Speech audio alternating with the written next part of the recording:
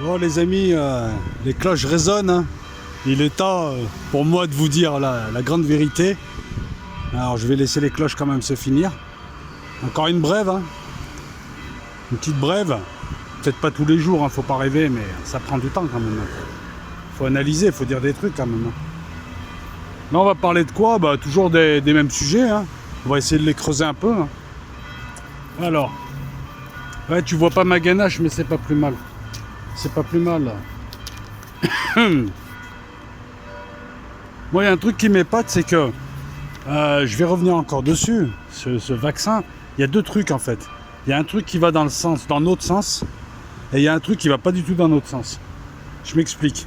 Ce vaccin qu'on a présenté comme long à faire, 2 ans, 3 ans, peut-être qu'il n'y aurait jamais de vaccin. Vous vous rappelez un peu des déclarations de plein de pseudo-experts? Au final, là, avec du recul, on s'aperçoit que des commandes ont déjà été prises. De l'argent a déjà été mis, par exemple en janvier 2020. Tu as une grosse société, Novavax, américaine. Et apparemment, plus elle se loupe dans ses vaccins, et plus elle est aidée par l'État américain et la Fed, parce qu'elle vient de toucher... alors, en janvier 2020, après de nombreux échecs, notamment le vaccin du Resvax, après 2 échecs, voilà, on lui commande des vaccins, elle fait des vaccins, celui-là il marche pas. Les investisseurs se barrent. En 2019, la boîte perd plus de 70% de sa valeur en capital. C'est des grosses boîtes, c'est du Big Pharma. Ça. Et ben malgré ça, elle a des subventions de 384 millions de dollars en mai 2020 pour une boîte qui coule, qui n'arrive pas à mettre au point des vaccins. C'est étonnant. De la coalition for Epidemic Preparedness Innovation. C'est une fondation, encore une fondation privée, hein, qui s'intéresse à la santé, qui a envie de donner de l'argent, qu'elle recueille par le biais de dons privés. Ça c'est pratique aussi, hein, pour financer des choses et mettre la main sur la santé mondiale et la vaccination mondiale. Parce que moi je vous rappelle ma position, le vaccin sur un plan scientifique soigne et guérit et permet une couverture immunitaire, mais on se méfie de ces sociétés privées, ces gros groupes qui font beaucoup d'argent dessus. On les soupçonne même d'avoir besoin de maladies pour, j'en dis pas plus, pour fourguer des vaccins. Et on ne sait pas ce qu'ils mettent dans les vaccins. D'autant qu'on a, pour te la faire rapide, hein, pour pas que tu me traites de complotiste, d'autant qu'on a plein de textes religieux anciens, on a plein de craintes fondées, des craintes irrationnelles peut-être, ou des craintes qui sont là à fleur, mais qui commencent à s'exprimer, sur qu'est-ce qu'ils peuvent nous mettre. Les nanotechnologies leur permettent de mettre ce qu'ils veulent. Donc c'est pas contre le vaccin qu'on en a, c'est contre eux et leur vaccin à eux. Cette boîte, c'est la boîte qui a quand même acheté une autre boîte qui était l'adjuvant Matrix M. L'adjuvant qu'ils mettent dans leur vaccin. Ces adjuvants, finalement, ils nous inquiètent. Et même si ceux qu'on nous présente semblent inoffensifs, vu les doses, on ne sait pas ce qu'ils mettent. C'est ça, on n'est pas con. On a compris que les vaccins pouvaient soigner.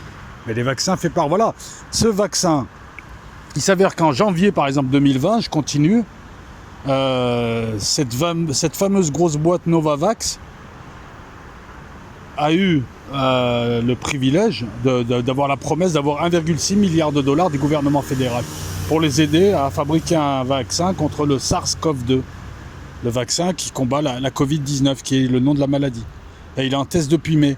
Alors d'un côté, on nous a fait, à cette époque-là, on nous faisait croire que le vaccin serait impossible. En tout cas, on le laissait sous-entendre, mais vaguement, hein.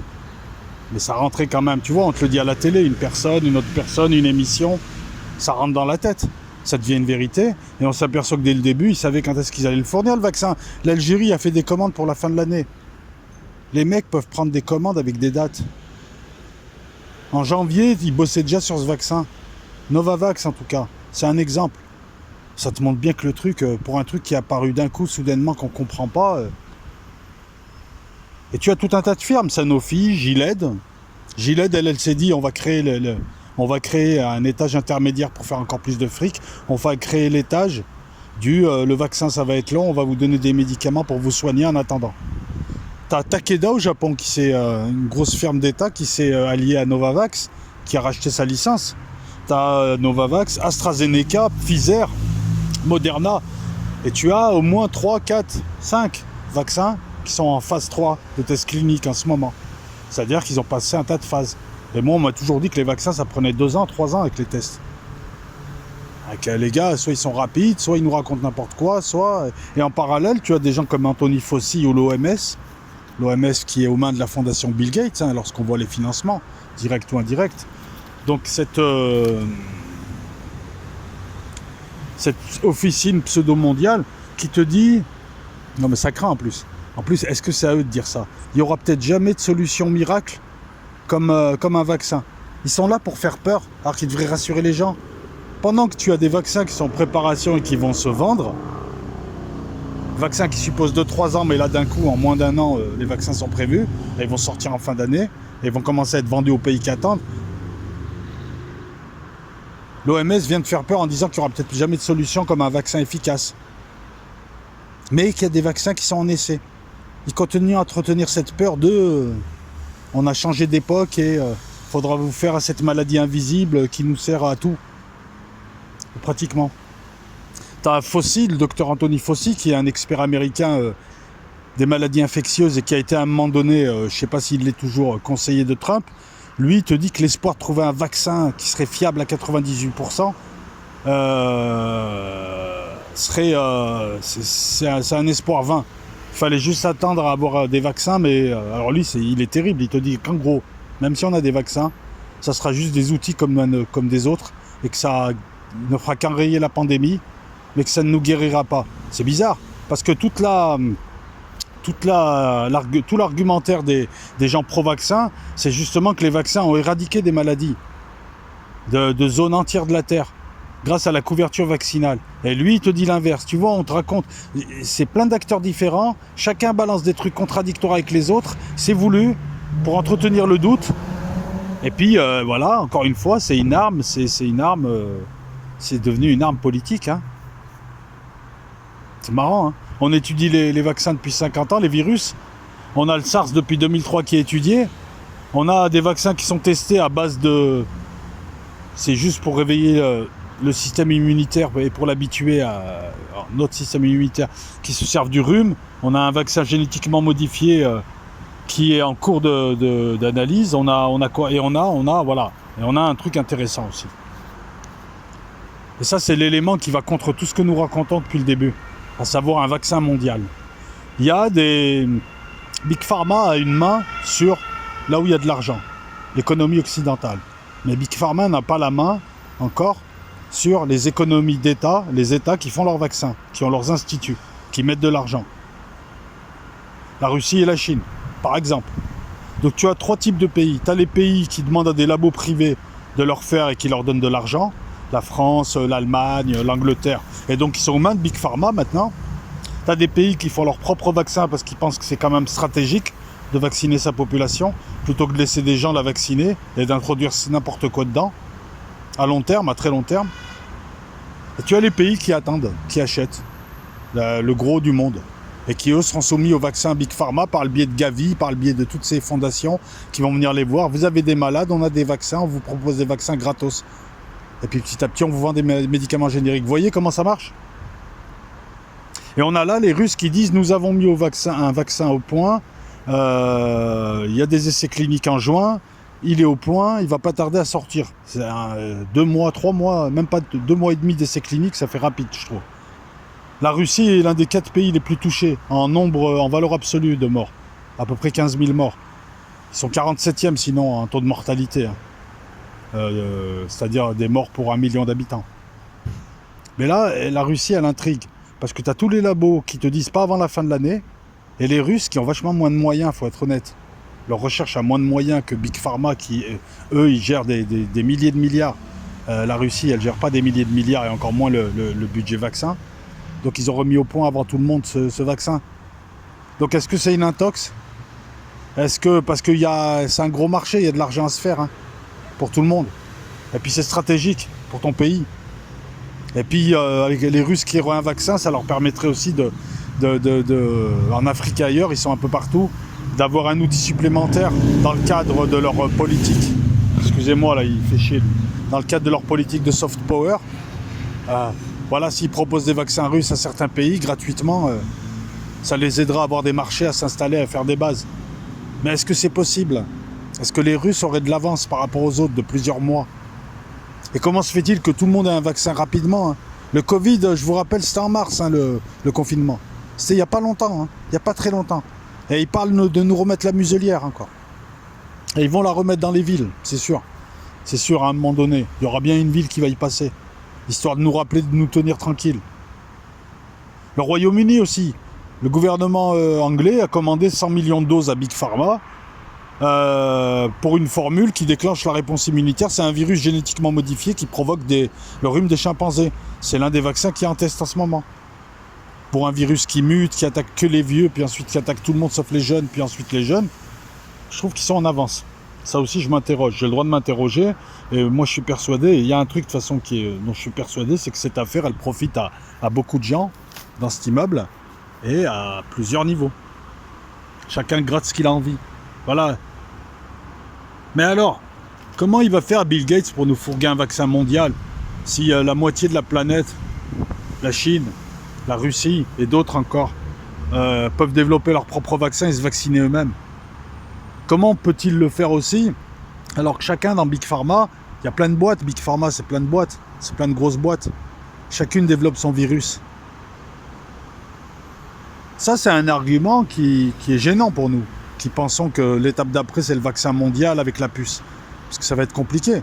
Non, je pense que l'étape d'après ça va être une bonne décennie de Covid et de nouvelles maladies encore plus flippantes.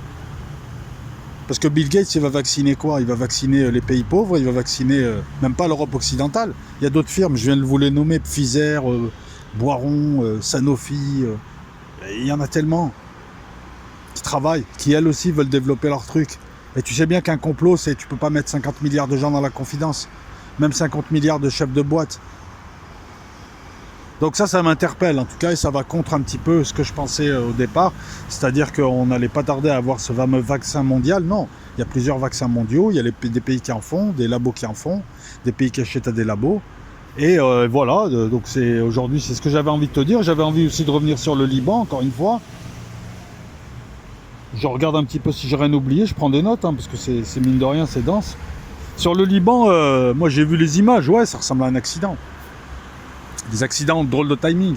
Par contre, 2750 tonnes de nitrate d'ammonium enfermées dans des caissons hermétiques par tonne, il faut un agent extérieur pour les faire péter. Et lorsqu'on regarde bien, c'est un bateau avec des feux d'artifice. Est-ce qu'un feu d'artifice peut percer des conteneurs comme ça, des sacs conteneurs avec une tonne de nitrate et provoquer tout ça? Je sais pas, c'est une question qui est posée. Il y a un drôle de timing en tout cas. Mais quand on regarde là, je suis désolé, ouais, pour l'instant ce que je vois, si je devais donner un pourcentage, c'est 80 ou 90% accident. Mais le nitrate d'ammonium, c'est comme AZF. Bizarre, il y a eu la double explosion. Pam pam. Alors la première, je pense que c'était celle du bateau. Mais est-ce qu'un feu d'artifice aurait traversé des bâtiments, des sacs hermétiques, aurait tapé pile poil, il y aurait eu la bonne étincelle à ce moment-là, faut qu'il traverse plusieurs couches quand même, hein, et qu'il ait la force de le faire aussi, qu'il traverse l'espace, qu'il quitte le bateau, qu'il traverse l'espace, qu'il rentre dans le bâtiment, qu'il sonne, qu'il s'essuie les pieds, qu'il trouve la pièce où il y a les sacs, il rentre dans un sac, et c'est pas des sacs Carrefour. Hein. Je sais pas, c'est les 20% qui restent. Ça et le timing, qui me font dire que... parce que c'est pas un attentat fait pour être déclaré. C'est quelque chose fait pour casser les rangs entre êtres et détruire. C'est ça les 20% qui restent. Hein. Les 80% c'est un accident. J'ai vu les images, je sais plus quel abonné, je crois que c'est Martine qui me les a envoyées. La vidéo. Ouais, Par contre après tu vois l'eau qui est pressurisée, c'est l'humidité. Hein, parce qu'il y a un effet d'attraction, de répulsion, l'onde de choc et tout ça. Moi je ne m'y connais pas en explosif. Je dis peut-être de la merde, mais c'est à peu près ça. Ça aspire tout ce qu'il y a autour, ça le projette. Hein. Et ensuite, c'est ce qui est rougeâtre, c'est le fait que l'explosion ait touché des silos de céréales. Voilà, et donc ça donne cette couleur un peu, je sais plus comment on peut appeler ça. Voilà, qu'est-ce que tu veux que je te rajoute d'autre? Et puis voilà, hein, donc ça ressemble plus à un accident à 80%. Même s'il y a des choses quand même, ce serait bien d'avoir une enquête quand même pour savoir. Parce que là, l'enquête, je pense que ça va enterrer beaucoup de choses. On a le gouvernement libanais qui a démissionné, mais ça ne va rien calmer du tout, parce que de toute façon, ils ont un problème de gouvernement depuis, j'ai envie de dire, depuis la guerre civile. Non, mais c'est compliqué. Parce qu'en fait, le problème, c'est pas les gouvernements, c'est structurellement comment est fait ce pays. qui subit tout ce qu'il y a à subir, là, le Covid, la crise économique, contexte de guerre autour, contexte de réfugiés. Il subit tout ça, c'est un petit pays qui n'a pas l'air insolite et qui n'est pas uni. Jusqu'où ça va s'arrêter? Moi, je pense que ça va aller jusqu'au Hezbollah, qui vont être incriminés. Certains s'en serviront, peut-être que derrière le peuple, peut-être qu'une partie du peuple, certains vont s'en prendre au Hezbollah. Parce que la démission d'un gouvernement ne suffit pas, c'est toute la classe politique libanaise, toutes les structures, tout, il y a tout à refaire, il y a tout à reconstruire. Et ça, c'est compliqué. C'est un pays qui est censé être moderne et qui, pendant 2 ans, tu as des coupures d'électricité fréquentes, tu as de l'électricité que quelques heures dans la journée, tu as de l'eau que quelques heures dans la journée, en ville, c'est chaud quand même. Parce qu'il y a une mauvaise gestion, c'est même pas une histoire d'eux, c'est pas un pays pauvre. Hein. Ouais, c'est pas un pays pauvre ou dénué de cadres, c'est un pays d'entrepreneurs. Donc voilà, le problème il est là. L'explosion n'a fait que mettre à nu la fragilité de ce pays qui ressemble surtout à des grosses féodalités en fait. Voilà. Sur Patreon à venir, on va faire un petit cycle juridique avec 2 vidéos pour vous montrer un peu comment on se fout de ta gueule. Alors je sais pas ce que c'est pas le rhume des foins, j'en souffre pas. Pour te montrer un peu comment on se fout de ta gueule et comment il y a un gros malentendu entre ce que toi t'appelles haute trahison et ce qu'eux appellent haute trahison. Et on verra, attends. J'éternue encore. Et on parlera dans une vidéo de ce qui semblait être un petit peu un contre-pouvoir, ce qui restait comme un contre-pouvoir, l'ordre judiciaire. Et c'est parti, un cycle d'éternuement. Et donc de la Cour de cassation, Conseil d'État, Conseil constitutionnel. Est-ce qu'il n'en est pas en fait? Et est-ce que je vais arriver à finir ma vidéo entre 2 éternuements? Et on verra le gros foutage de gueule de la Cour de justice de la République et de la Haute Cour de justice. On en parlera. 2 vidéos détaillées sur Patreon. 3e vidéo sur les sous-marins. Waouh, dans 2 jours. Sinon, je pense avoir tout dit et je vais arrêter de parler comme un fou dans mon micro pendant que les gens y passent. Bon, là, il fait bon, il fait frais. Je vais poursuivre ma promenade. On était à l'extrémité des chutes la vie. Et puis, t'as les tours M, tout ça. Attends, je vais te montrer. Oh, 20 Dieu. Je vais te montrer un peu le contexte, le quartier. Il fait frais, j'en profite, parce que tout à l'heure c'était un peu chaud, mais bon, c'est pas la canicule. Regarde.